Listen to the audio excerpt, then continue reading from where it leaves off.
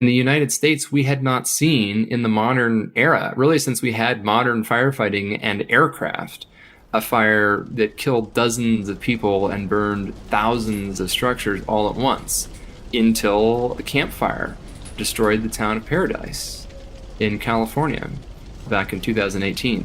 So it was, I think, a shock to the system for a lot of folks to see the kinds of extremely destructive fires in populated settings that we've seen recently, as house after house go up in flames. If you live in the Mountain West or the Pacific coast of the United States, there's a good chance a major wildfire has passed near you in the last 5 or 6 years. Maybe one more intense than anything you've ever heard of in your area. If you live on the East Coast, like me, you might newly have been exposed to the hazes of smoke that now drift occasionally over the continent, as they did from the Canadian fires of 2023 this past summer. But are wildfires actually getting worse? And if so, why? Is climate change entirely to blame? And what should we be preparing for next? I'm Laur Hesse-Fischer with the MIT Environmental Solutions Initiative, and this is Today I Learned Climate. My guest today studies extreme weather events and climate change. I'm Daniel Swain. I'm a climate scientist with UCLA, the Nature Conservancy, and the National Center for Atmospheric Research. So I think a lot about the episodic extreme events, the floods, the droughts, the storms, and things like wildfires, which are changing and affecting society and the environment in a warming world. And we brought Dr. Swain onto the show to help us understand what's going on with wildfires. So there is a wildfire problem, but the problem is often a little bit different than some folks assume it is. The problem is not that we're seeing more fires. The problem is that the fires that we're seeing are more intense and more destructive. Why? Well, let's start by understanding wildfires. Wildfire is an inherently natural process. This is something that existed long before humans and is an important part of most ecosystems in which it occurs. There are a lot of places that are adapted to fires of a particular frequency and intensity. Some plants require fire to regenerate, to reseed, to germinate. We also have records from indigenous peoples around the world who have cultivated fires in different ecosystems for literally thousands of years. Sometimes, if you have an area that's overgrown, fire can be a tool to reset the landscape, add nutrients back to the soil through the ash. So these were very purposeful things to improve the landscape. In California, native peoples like the Yurok and Mono practiced controlled burns to cultivate their forests. This made the forests less dense, more tame. Spanish explorers would compare them to gardens and discover that they could easily travel under their canopies for miles. And all of that abruptly changed about 100 or 150 years ago, where we started doing two things very differently. One is we removed, in many cases, indigenous peoples off of their ancestral lands and banned these practices of cultural burning. And then at roughly the same time, we started actively suppressing wildfires. With the invention of fire engines and other modern equipment, and a growing network of roads deep into the wilderness, it became possible to quash many fires almost as soon as they started. And so, a lot of places did. In 1935, the U.S. Forest Service created a 10 a.m. policy, saying that whenever a fire was reported, it should be out by 10 a.m. the next day. And that total fire suppression actually changed the landscape that we were trying to protect.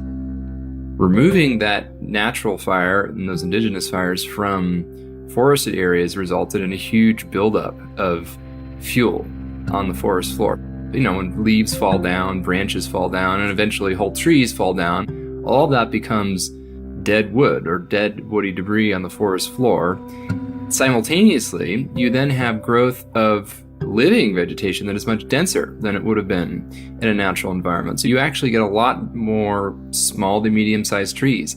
There's a heck of a lot more stuff to burn. So the fires that come along are going to be a lot more intense. They're going to burn for longer. They're going to produce more heat and more smoke. And then enter climate change. We asked Dr. Swain to help us unpack how exactly climate change affects wildfires. So the number one thing that's happening when it comes to climate change and wildfires is that the water vapor holding capacity of the atmosphere increases rapidly with warming. So in other words, a warmer atmosphere holds more water. Well, wait. More water in the atmosphere must mean more rain and snow, right? So shouldn't that help prevent wildfires? Well, yes and no. On average, the world is seeing more rain. Even a wildfire-prone place like California is experiencing bigger rainstorms than it used to. But the thing is, all that water has to come from somewhere. So essentially, as the atmosphere warms, it becomes thirstier. And so this progressively larger atmospheric sponge, if you will, extracts more water out of the landscape, out of the soil, out of plants, leading to drier vegetation, and therefore both more liable to burn and also, and this is critical, more likely to burn at a higher intensity. It's not so much that there are more frequent fires. In fact, there aren't more frequent fires. Fire frequency has been flat or declining in many places over time. It's really the characteristics of wildfire that are being greatly amplified by a warming climate. Fire experts quantify these changing characteristics in a few different ways. We often measure that in terms of area burned. So it is correct to say in many places that there's more acreage burning. It depends exactly where you're looking, but these are not small increases. They're 200%, 300% increases in the acreage burned. But it's sort of an imperfect metric because in the natural state of things, a lot more land probably would be burning today than it is because we've suppressed so many of those naturally occurring fires. There's a couple of tentative studies that are suggesting that the radiative power, this is measured by the temperature of the fires when they're occurring by satellites, has increased. But I think on the impact side, you can look at literally, how many structures burn in these fires.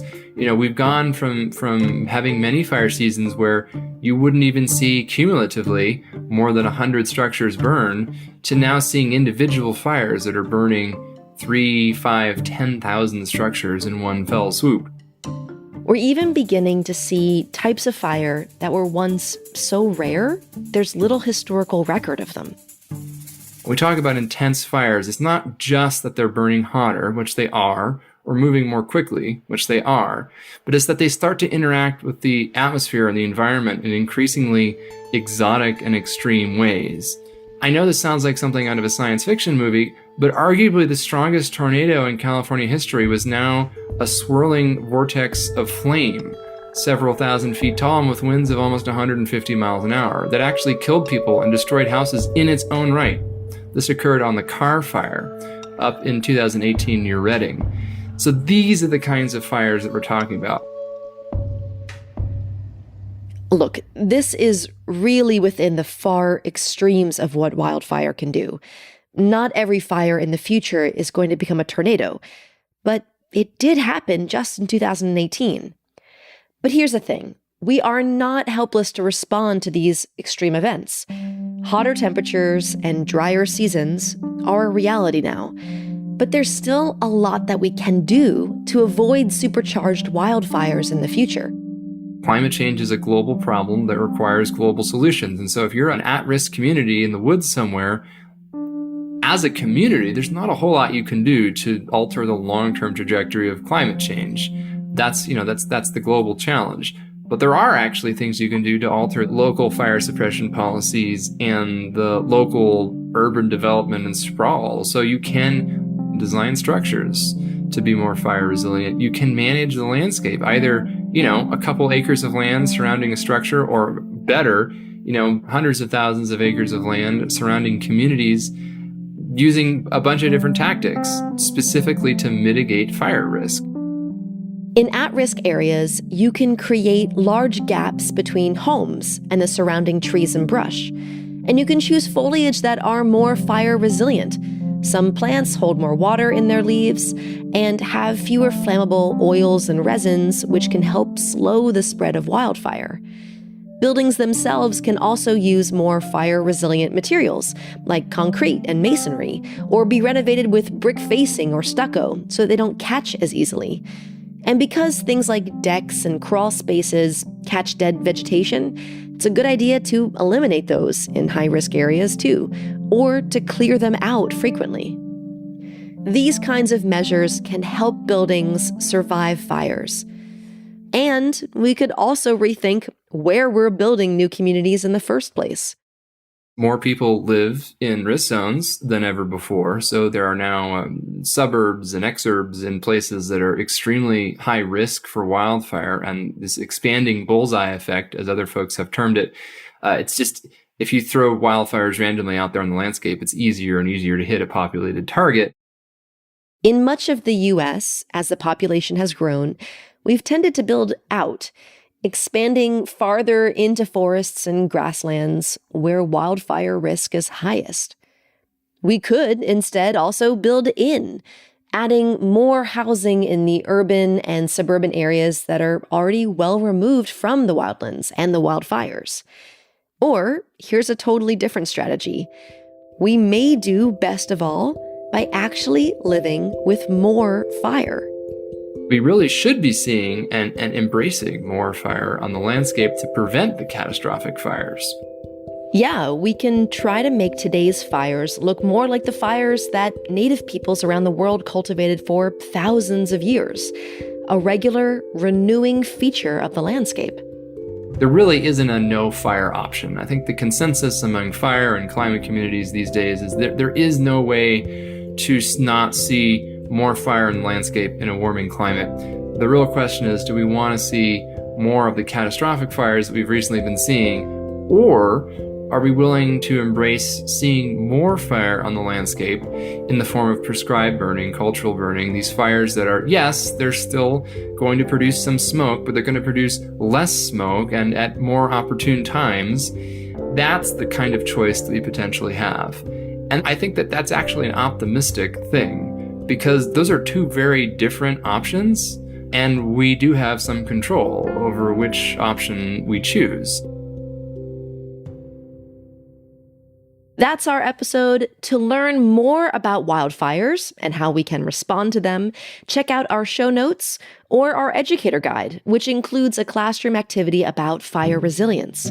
That's all at tilclimate.org. TIL Climate is produced by the MIT Environmental Solutions Initiative at the Massachusetts Institute of Technology. David Lishansky is our editor and producer. Aaron Krol is our associate producer, scriptwriter, and did our artwork. Michelle Harris is our fact checker. Sylvia Scharf is our climate education specialist. Ilana Hirschfeld is our production assistant. The music is by Blue Dot Sessions, and I'm your host and producer, Laur Hesse Fisher. A big thanks to Dr. Daniel Swain for joining us, and thank you for listening.